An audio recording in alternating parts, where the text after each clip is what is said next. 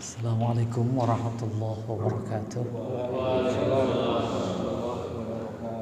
Bismillahirrahmanirrahim. Alhamdulillahirabbil alamin. Wassalatu wassalamu ala asyrafil anbiya'i wal mursalin wa ala alihi wa sahbihi ajma'in. Amma ba'du. Fa ya ibadallah, usikum wa nafsi bitaqwallah. Kita bersyukur dibangunkan dari tidur kita.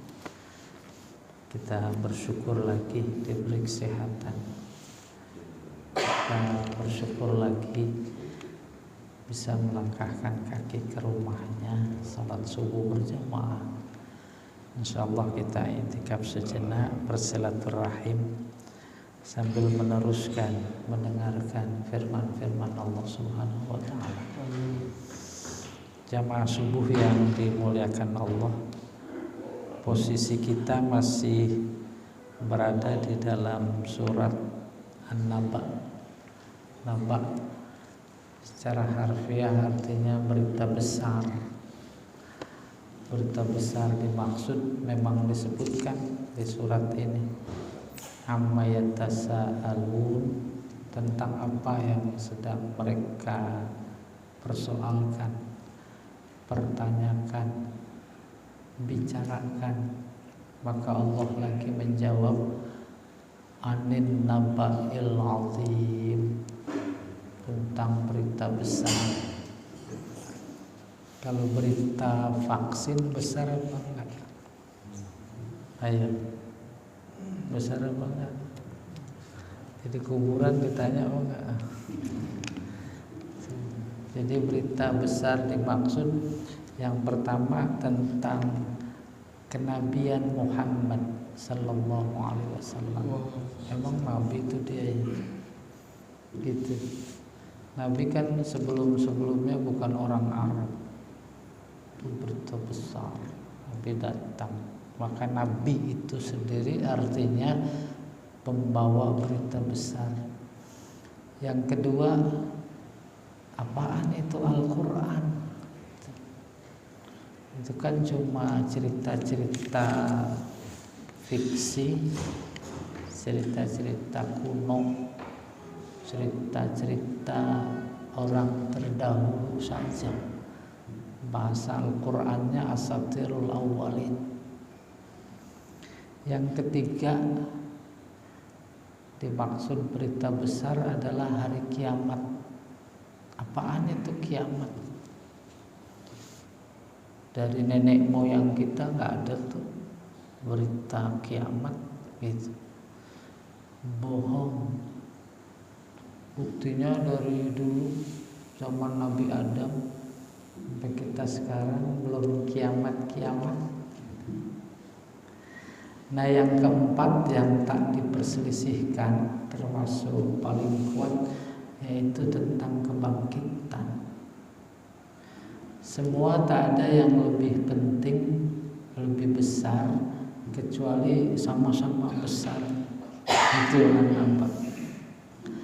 Oleh karena itu diambil tema surat An-Naba dan yang berikutnya yaitu tema besar atau tema sentral dakwah Nabi. Tentang apa? Tentang hari kebangkitan. Bahwa nanti kita akan dibangkitkan. Mati, mau matinya sekarang atau besok atau nanti ketemu kiamat, maka dibangkitkan. Dibangkitkan bukan cuma selesai habis dihidupi, tapi ada namanya hisab. Habis hisab ada namanya balasan. Oleh karena itu melihat fenomena kehidupan yang ada, sepak terjang, tingkah laku, puncaknya adalah kesyirikan, tak memposisikan Allah sebagai Tuhan, itu adalah fenomena ingkar kepada kebangkitan. Nanti dibalas. Balasannya itu Allah tahu betul karena memang dia yang menyediakan. Kayak apa? Dahsyat, luar biasa. Oleh karena itu menjadi luar biasa penting Nabi gregetan, Nabi berkemauan keras, Nabi bersikeras untuk menyelamatkan mereka, termasuk menyelamatkan kita-kita, sehingga ketika itu menjadi bagian dari darah daging kita, insya Allah mendorong, menambah kedekatan kepadanya. Saat sholat, maka sholatnya menjadi lebih diperbaiki, bukan cuma kuantitas tapi juga kualitas. Itu kurang lebih tema besarnya. Alhamdulillah kita sampai pada ayat yang berkaitan sampai ayat yang keberapa? Iya, yang ke-27. Baik, kita mulai. A'udzubillahi minasyaitonirrajim. Bismillahirrahmanirrahim. Innahum kanu la yarjuna hisaba. Kenapa itu tingkah lakunya kayak begitu? Gak usah disebutkan ya. Malah yang boleh bandingkan antara dulu dan sekarang, substansinya sama. Pertanyaannya, kenapa itu kayak begitu gitu? Nah, ini menjawab. Innahum kanu la yarjuna hisaba. Pertama, mereka tidak berharap adanya hisab. Kedua, tidak berharap, maksudnya tidak meyakini nanti ada hisab. Karena tak meyakini maka menjadi tak berharap. Karena tak meyakini dan tak berharap, maka seenaknya mereka bertingkah laku, seenaknya mereka bertindak, seenaknya mereka berkata, berbohong, berdusta, khianat, tidak adil. Enggak dibalas kok, mati selesai. Oke. Apalagi wa kazzabu bi ayatina kizaba, mendustakan. Kazzabu, apa yang didustakan? Tanda-tanda, ayat tanda-tanda. Tanda apa? Pertama, tanda kekuasaan. Yang kedua, tanda keesaan. Yang ketiga, tanda kebenaran. Itu yang paling. Ketika menyebut ayat artinya tanda, maka Allah sendiri memberikan informasi terkait tanda-tanda. Allah absolut, tak dapat dijangkau oleh akal. Pada saat yang sama Dia menyuruh kita untuk kenal kepadanya. Kan di sana ada apa namanya, ada handicap luar biasa besar. Tak bisa dijangkau oleh akal, tapi disuruh kita kenal. Maka disitulah Allah memberi jalan keluar. Gak usah sampai kenal kepada zatku, itu tak akan terjangkau.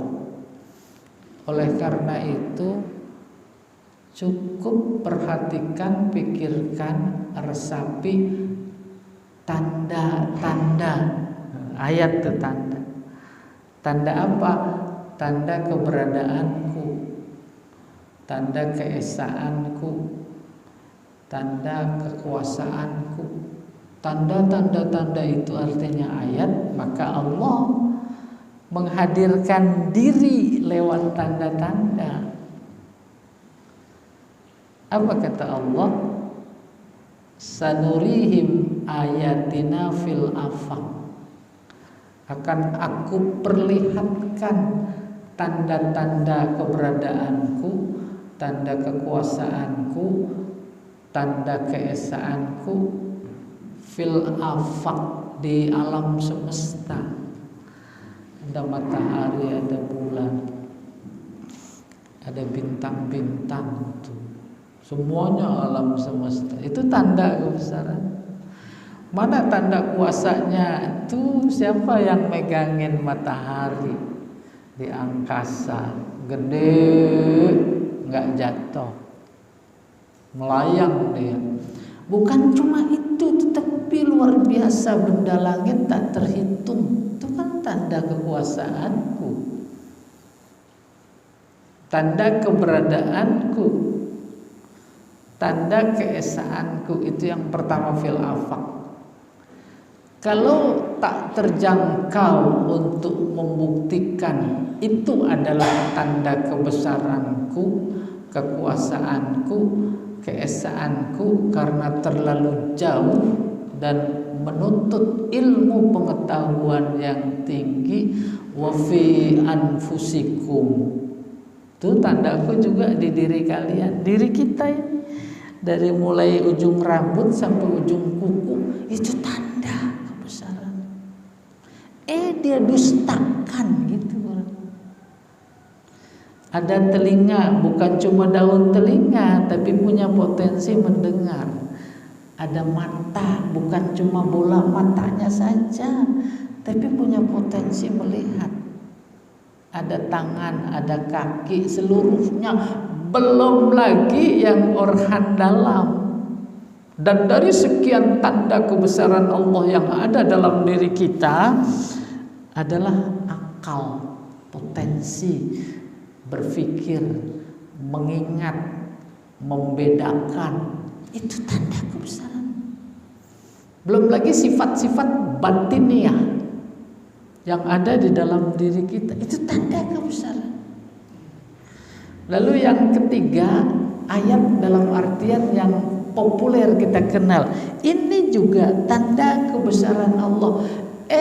Didustakan, fakadzabu bi ayatina kizzaba. Agak masih ngambang, tetapi kita coba hubungkan dengan sikap perilaku. Allah kirim Nabi, Allah kirim Al-Quran, mengandung ajaran. Ajarannya mutlak benarnya karena datang dari yang maha benar. Sikap hidup yang diinginkan oleh Allah berpedoman kepada Al-Quran. Tidak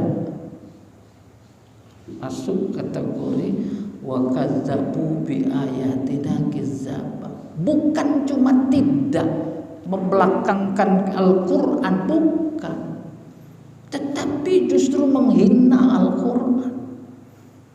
Fenomenanya yang ada sekarang bukan Al-Qurannya saja yang dihina, Allahnya juga dihina, kok enggak? Tuh, kayak begitu, prihatin sekali. Sehingga objek dakwah yang dihadapi oleh Nabi saat itu kurang lebih sama dan sebangun, sampai pada kondisi psikologis, kok dibiarinnya sama Allah tuh gitu. Kita juga kadang suka begitu. Itu udah maki-maki Allah, maki-maki Tuhan, kok dibiarin? Muncul nggak pertanyaan kayak begitu? Muncul pada saat Nabi dakwah saat itu. Akhirnya Allah menghibur. Bagaimana menghiburnya? Hal ataka hadisu Musa. Udah pernah dengar belum engkau tentang cerita Nabi Musa? Nabi Musa bersama siapa? Bersama Fir'aun, penguasa yang luar biasa, sampai pada puncak kedurhakaannya ngaku Tuhan, karena memang dia bisa berbuat apa saja. Bukan itu yang ingin diceritakan oleh Allah kepada Nabi Muhammad dalam rangka menghibur, tetapi tuh aku beresin gitu. Belum lagi Allah cerita tentang kaum Samud, Nabi Soleh diberi kegagahan, kekuatan, kekuasaan luar biasa. Sejatinya diharapkan bersyukur, terima kasih kepada Allah, tapi lalim luar biasa. Tuh aku beresin juga. Coba. Lalu Allah berfirman, famahilil kafirin amhilhum ruwaida. Biarkan orang-orang kafir itu, nanti aku yang beresin. Tuh beresin. Allah yang cerita, jangan bilang saya yang cerita. Wa kadzabu bi ayatina kitab. Akhirnya mengingatkan buat mereka pada saat itu, buat kita juga sekarang. Peringatan ayat yang berbunyi wa kullu syai'in ahsainahu kitaba. Segala sesuatu lahir batin, dulu, sekarang, dan akan datang, yang baru niat saja itu juga masuk kategori sesuatu. Apa kata Allah? Segala sesuatu ahsainahu kami catat. Catat bukan sembarang catat amat sangat detail dan teliti. Itu kata Allah, ahsainahu kitabah, dalam sebuah buku catatan. Kan ini udah bisa diduga apa latar belakangnya, kok tiba-tiba Allah berkata segala sesuatu kami catat, baik dan buruk. Karena tingkah lakunya yang ingkar kepada hari pembalasan, hisab itu menunjukkan nggak dicatat, menunjukkan Allah abai, Allah lupa, dan puncaknya nggak ada tuh balasan. Itu latar belakangnya. Maka Allah memberikan bocoran pada kita gitu, kurang lebih. Jangan sembarangan, kurang lebih begitu. Wa kullu syai'in ahsainahu kitaba. Segala sesuatu kami catat, kami bukukan, ya. Nanti kita akan terima rapot amalan baik atau buruk, sehingga merah semua apa ada birunya juga. Bahkan ketika ada surat namanya surat Al-A'raf. Al-A'raf pada mulanya artinya tempat tinggi, bukit-bukit. Tetapi ada sekelompok orang yang masuk kategori dalam Al-Quran itu Al-A'raf. Kayak apa itu? Antara kebaikan dan keburukannya imbang. Nengok ke kanan, oh surga, dia nggak ada di sana. Nengok ke kiri, neraka. Itu ashabul a'raf. Apa maknanya? Jangan. Kalau istilah kita apa itu ya? Sholat terus, maksiat jalan, gitu kurang lebih. Apa namanya Pak? Ini kelompok STMJ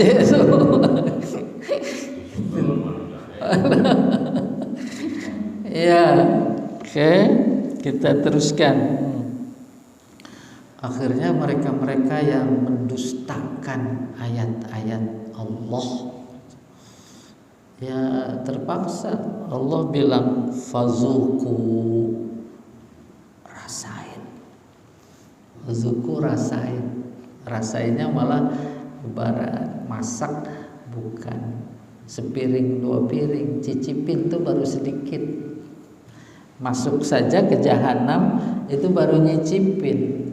Sebab nanti di sana lagi ada berbagai macam tambahan azab. Ketika mendengar cerita seperti itu, maka muncul bisa jadi dalam pikiran kita, kok kejam sekali gitu. Terus Allah menjawab ayat sebelumnya itu, jazaa'a wifaqa.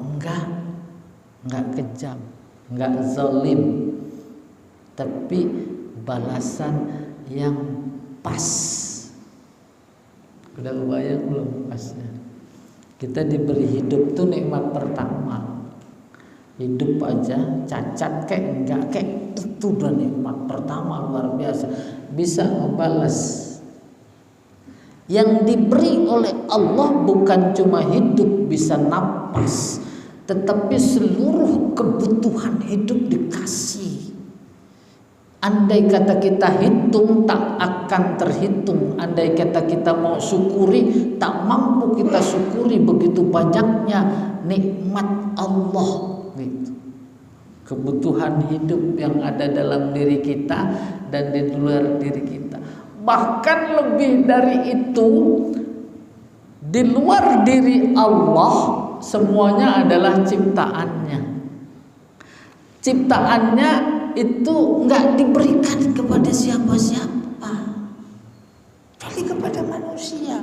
Kenapa? Manusia diberi SK luar biasa. Allah berharap lewat SK-nya apa namanya? Khalifah. Semoga engkau yang akan membawa ajaranku. Itu khalifah namanya.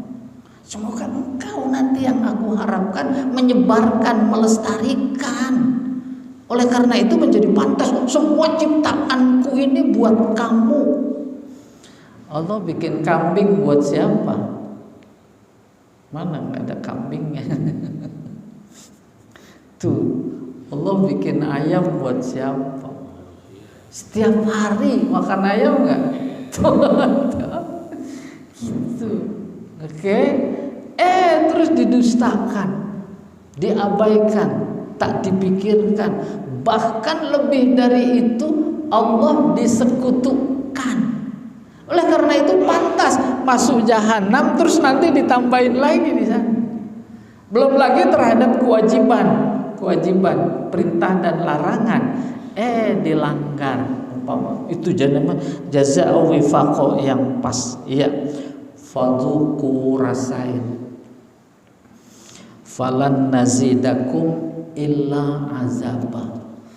Tidak akan kami tambahkan kecuali azab. Udah kebayang lagi diazab, mudah-mudahan besok mah enggak, lebih ringan gitu Rara. Kayak kita nih, mudah-mudahan tahun besok mah PPKM udah enggak, ditambahin lagi azab lagi bang.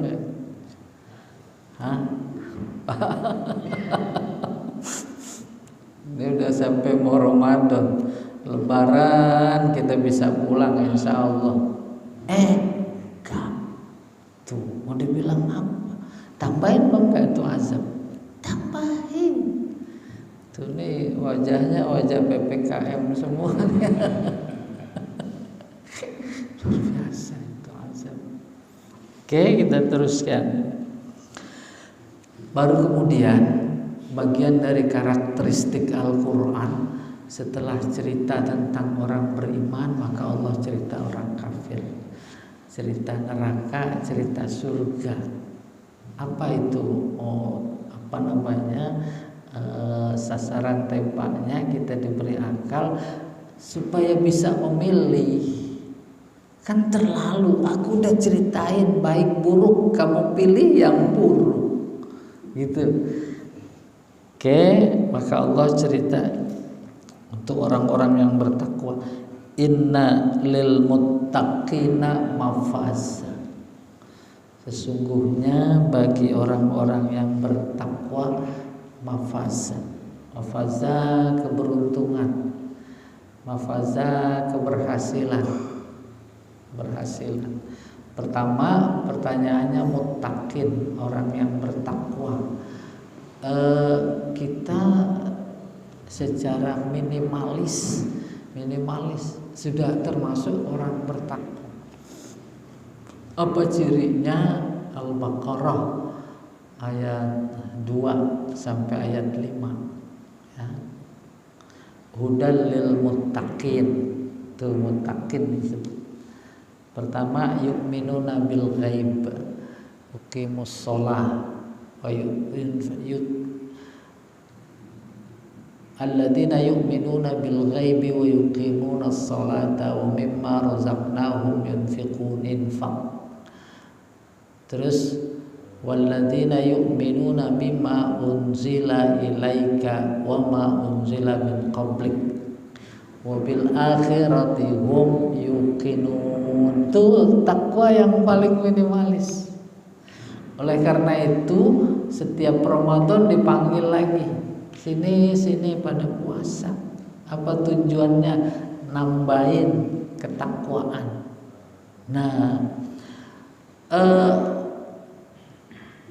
ada dalam ajaran agama yang prinsip ya, di syariat ibadahnya, yaitu yang fardu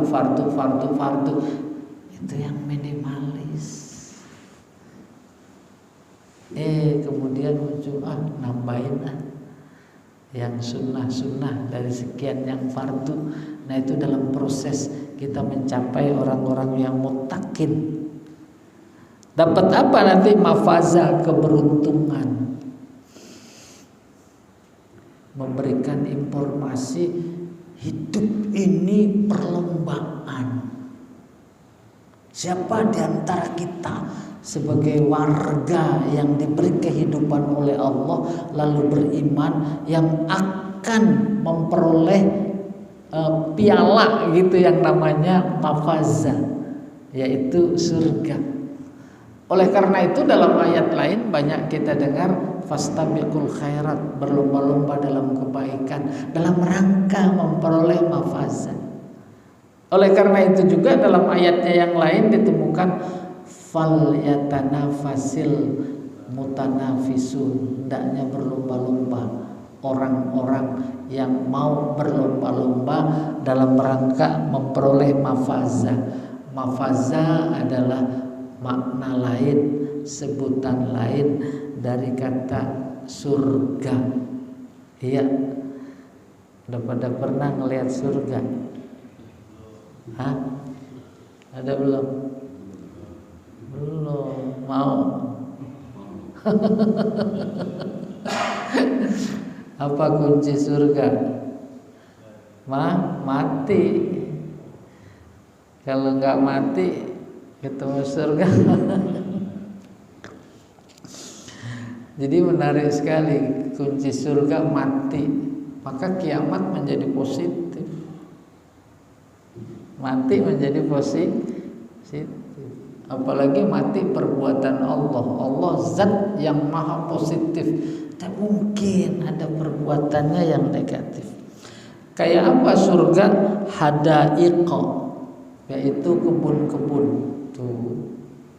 Siapa nih di antara jamaah yang kebunnya paling lebar? Angkat tangan.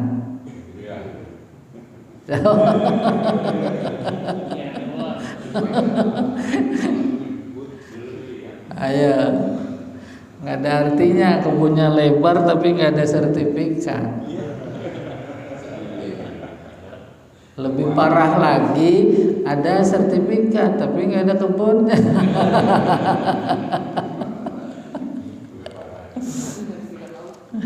Ada benang merah antara naluri dunia dan akhirat. Coba lihat, kalau ada uang itu bahasanya nggak boleh ngelihat ada tanah kosong, ya betul tidak? Udah pengen ngapain? Maka boleh jadi janji surga itu kebun, dan jannah itu sendiri memang artinya kebun. Jannah, jin, majnun itu sama maknanya. Oke, kita teruskan. Hadaiqa, kebunnya bukan kebun kosong, ya. Wa a'naba, ada tanaman. Yang paling tren, yang paling dikenal pada masyarakat saat itu kebunnya kebun anggur. Maka di sini disebut a'naba. Bukan berarti yang ada cuma anggur, bukan. Apa saja ada. Apalagi dalam Al-Baqarah disebutkan kullama ruziqu minha min thamaratir rizqa qalu hadzal ladzi ruziqna min qablu wa utubihi mutasyabiha. Oh, ini buah-buahan yang dulu kita di dunia juga ada. Ada apa? ada pisang, buah surga itu pisang.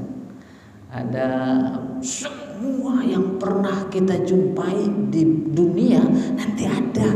Kenapa begitu muncul pertanyaan? Emang nggak ada lagi apa buah surga?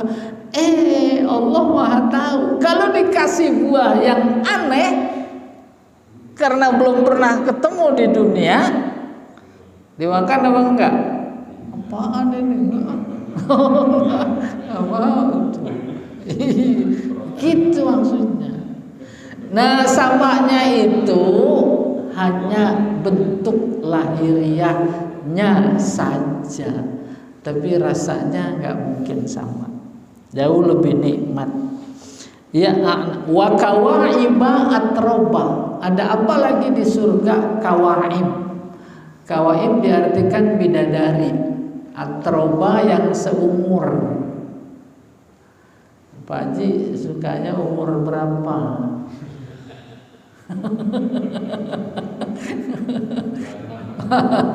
Kayaknya masih ragu masuk surga. Kalau ditanya 26. Iya. Pertama memberikan informasi memang betul Nabi bercanda sama nenek-nenek. Di surga mah gak ada nenek-nenek.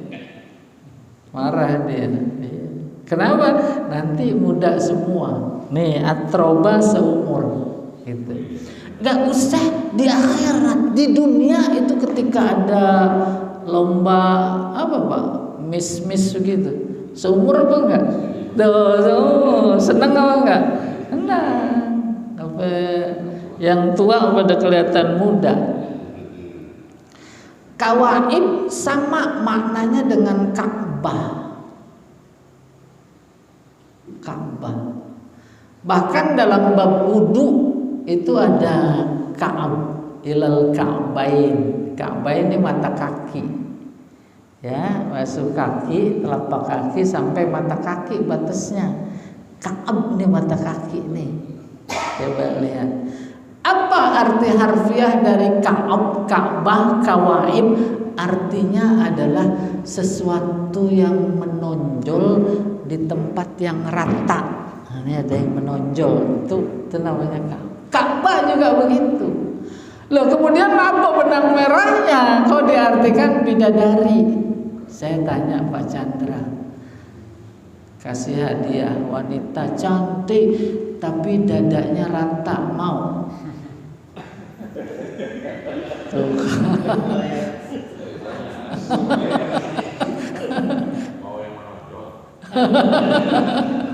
Mau yang tuh Allah gambarkan halus, gambarkannya wa kawaiba, maka diartikan bidadari. Iya, kawaiba atroba, di sana ada bidadari. Wa ka'san dihaqo, ka'san artinya gelas, kap, dihaqo yang penuh, ya minuman maksudnya. La yasma'una fiha laghwa wala kizaba. Di surga nanti kalian tidak akan mendengar kata-kata laghaw. Laghaw itu kata-kata main-main, kata-kata bercanda. Agak susah ya bagaimana saya menerangkannya begini. Orang semakin dekat dengan Allah, maka lidahnya semakin terpelihara. Tak ada ungkapan kecuali paling banter itu ungkapannya. Apa saja dia ketemu, apa saja, positif atau negatif, dia berkata subhanallah. Ya apa tidak? Subhanallah. Subhanallah. Itu di surga kayak begitu. Bahkan ketika nanti semua makhluk manusia termasuk malaikat dikumpulkan di hadapan Allah pada hari kiamat, la yatakallamuna illa man adina lahur rahmanu wa qala shawaba. Tidak ada yang sanggup bisa berbicara di hadapan majlis Allah kecuali kalau sudah diizinkan. Jamaah An-Nas diundang ke istana, masuklah, masuk ke istana di majlis pertemuan. Ada yang berani sambil bisik-bisik sama teman, khusyuk luar biasa.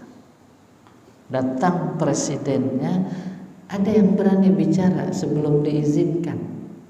Tuh. Nanti ketika diizinkan oleh Allah, termasuk malaikat Jibril nggak berani berbicara. Qala shawaba. Ternyata kata mufasir, maksudnya qala shawaba itu apa? Subhanallah. Gak mampu bicara kecuali dia merasakan kagumnya terhadap majelis. Persis kayak kita begitu. Diundang ke istana umpamanya, jangan pernah menghayal diundang. Umpamanya, tapi kan kita bisa berimajinasi. Gak ada yang berani bicara. Baru setelah diizinkan bicara, nggak usah kita. Itu tim-tim yang pengen menyampaikan sesuatu juga nggak berani. Udah di hadapan majelis langsung ngomong, nggak ada, kan ada protokol. Apalagi di hadapan Allah. Saya beri ilustrasi yang lebih tinggi sedikit. La yasma'una fiha laghwa wala kizaba. Banyak kita dengar orang-orang yang sampai tingkat wali, kekasih Allah, tak punya kerjaan, kerjaannya cuma zikir, tak punya penghasilan apa-apa, tak punya kebun, tamunya banyak. Ya atau tidak? Banyak tamunya. Tidak ada yang masak di rumahnya, tapi mereka itu makan makanan di dalam nggak pernah habis. Pernah dengar? Ada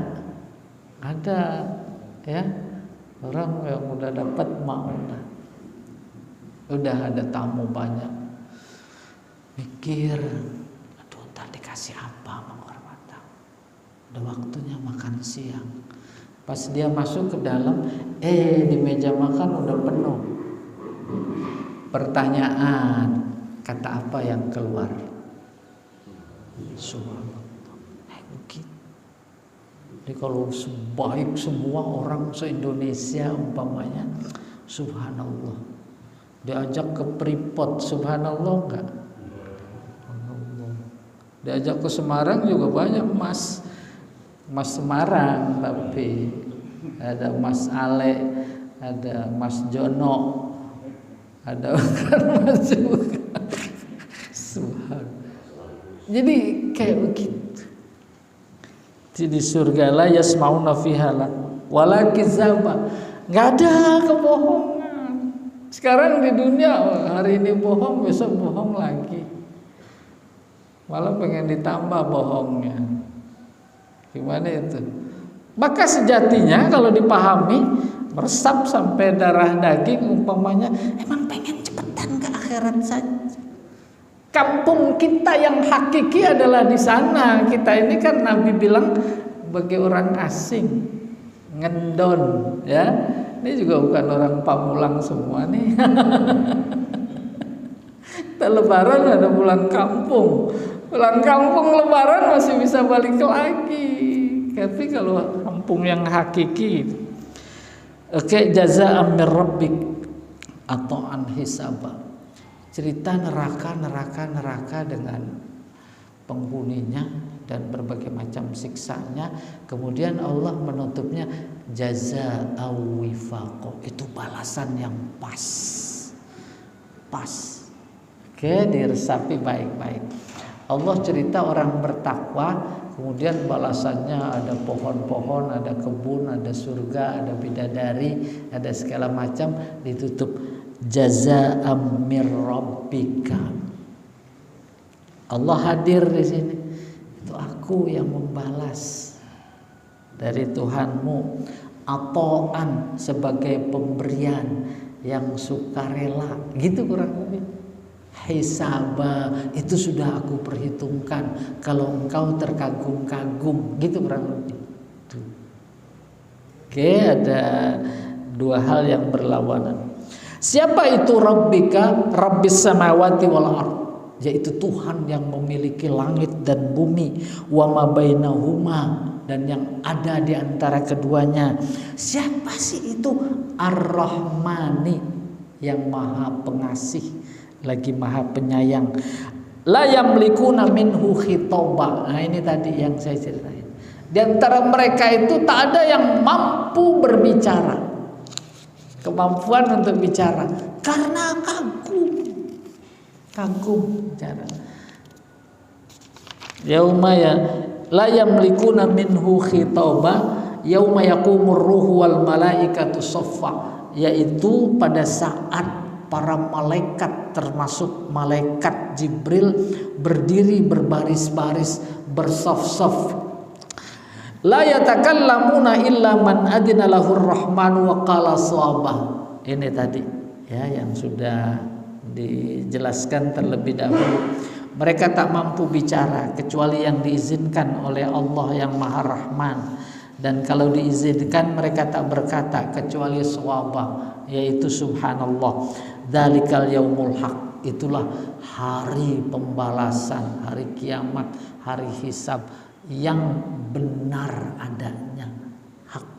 Faman syaa ittakhadha ila rabbih ma'aba. Maka barang siapa yang ingin sampai kepada hari benar, balasannya surga, ittakhadha, maka dia menjadikan Tuhannya sebagai tempat kembali. Inna anzarnakum adzaban qariba. Aku cuma sekedar mengingatkan, itu pasti terjadi dan dekat, sebentar gitu, sebentar lagi. Gimana itu? Yauma yanzurul mar'u ma qaddamat yadah, yaitu pada saat itu setiap orang akan melihat amalnya. Melihat amalnya, ada kata yang dibuang, melihat balasan amalnya, bukan melihat dalam artian kayak kita melihat, saling melihat, tapi menikmati, merasakan balasan amalnya. Oke, sedikit lagi ini. Wa yaqulul kafiru, sementara orang-orang kafir yaqulu berkata, ya laitani kuntu turaba. Nah, itu ayat terakhir. Kalau baca tafsir ada cerita hadis binatang nanti pada menuntut kisos.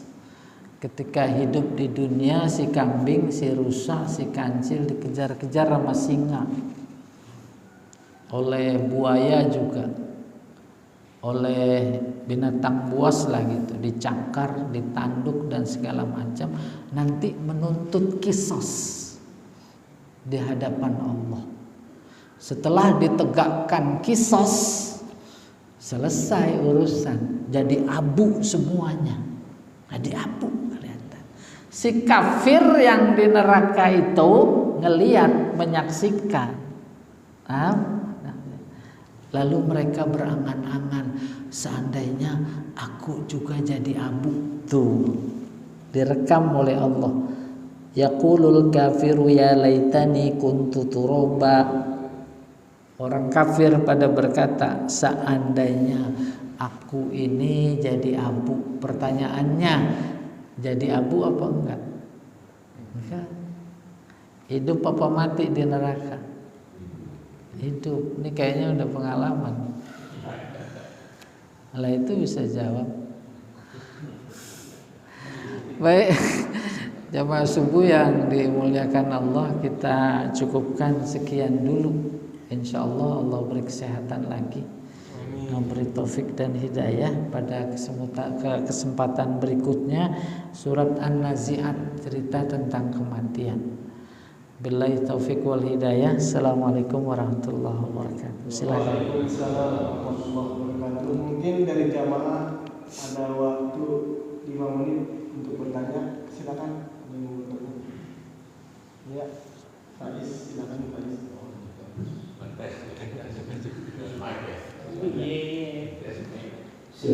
Assalamualaikum warahmatullahi wabarakatuh. Assalamualaikum. Saya mau ada satu pertanyaan. Ada golongan yang mendustakan ayat Allah. Itu kan kelihatannya saat ini mungkin ya, kalau alam ini juga banyak yang dimanfaatkan oleh orang-orang yang mengharapkan duniawi gitu kelihatannya sekarang. mungkin mereka berpikir bahwasanya di ayat Allah juga ada yang mengatakan Allah itu Maha Pemurah, Maha Pemaaf. Apakah dengan memanfaatkan itu dia melakukan seperti itu? Pertanyaan saya, apakah mungkin Allah itu akan sempurna atau memaafkan seluruh kesalahan itu? Iya, Masya Allah. Ada orang tahu tapi melanggar. Ada orang bohong, tapi kemudian yang tahu bahwa itu bohong mendiamkannya. Umpamanya yang ditanyakan, mereka melakukan itu apakah karena percaya betul, yakin betul Allah Maha Pengasih. Nah, nanya sama yang bersangkutan. Ya apa enggak? Pak. Umpamanya si A begitu kita lihat, Caca, kamu kenapa begitu? Umpamanya, ya atau tidak?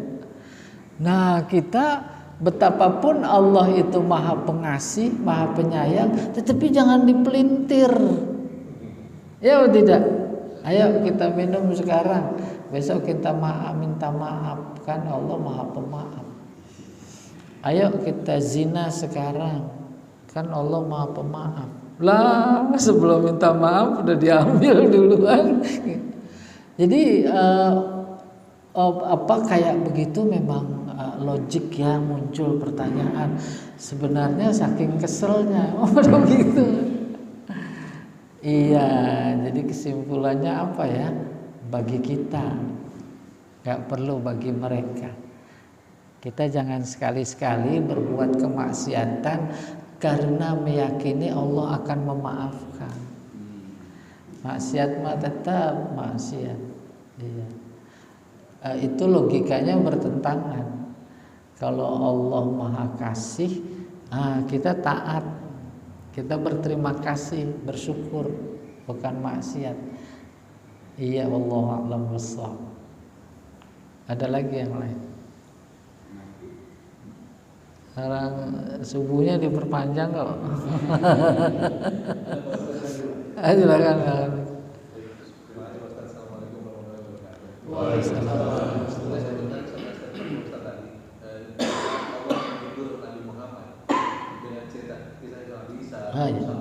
Udah, nanti aku yang bereskan. Apakah tindakan kita saat ini melihat kemungkaran seperti itu, atau tindakan kita apa nih Pak Ustaz dengan kemungkaran yang ada saat ini? Apakah kita juga sudah biar Allah bereskan, kita tetap aja ibadah, atau kita malah mendoakan, atau apa Pak Ustaz? Pertama menghibur, yang kedua hiburan mendorong semangat. Tuh gitu. Kita juga begitu loh. Kita nggak bisa berbuat apa-apa. Tapi lewat basic keyakinan yang luar biasa dalam, pasti Allah tahu, nggak bisa dibantah. Kalau Allah tahu, pasti Dia nggak mendiamkan, pasti bertindak, pasti itu. Seperti pastinya bahwa hari ini hari Sabtu, besok Minggu. Apa masih ragu besok Minggu? Besok menjadi Minggu, tindakan siapa? Tindakan Allah. Persoalannya terkait kasus-kasus fenomena yang ada, persoalan perbedaan timing antara kita dan Allah. Iya atau tidak? Kita pengennya besok diberesinnya. Lah masa Allah ngikutin kita? Gitu. Soal timing aja. Namun pada saat yang sama bukan berarti kita udah nggak usah dipikirin, nggak juga begitu. Tetapi paling tidak pengaruhnya yaitu kita menjadi yakin dengan Allah, maka mendorong kita untuk tambah dekat dengan Allah. Itu pasti. Besok Minggu apa Senin? Ya Allah a'lam bishawab. Jamaah, karena sedikit lagi masuk waktu subuh, jadi kita akhiri saja kajian kita pada subuh ini. Mudah-mudahan apa yang telah disampaikan oleh guru kita bermanfaat buat kita. Amin Allah. Dan mari kita tutup dengan doa majlis. Subhanakallahumma wa bihamdika asyhadu an la ilaha illa anta astaghfiruka wa atubu ilaik. Wassalamualaikum warahmatullahi wabarakatuh. Waalaikumsalam warahmatullahi wabarakatuh.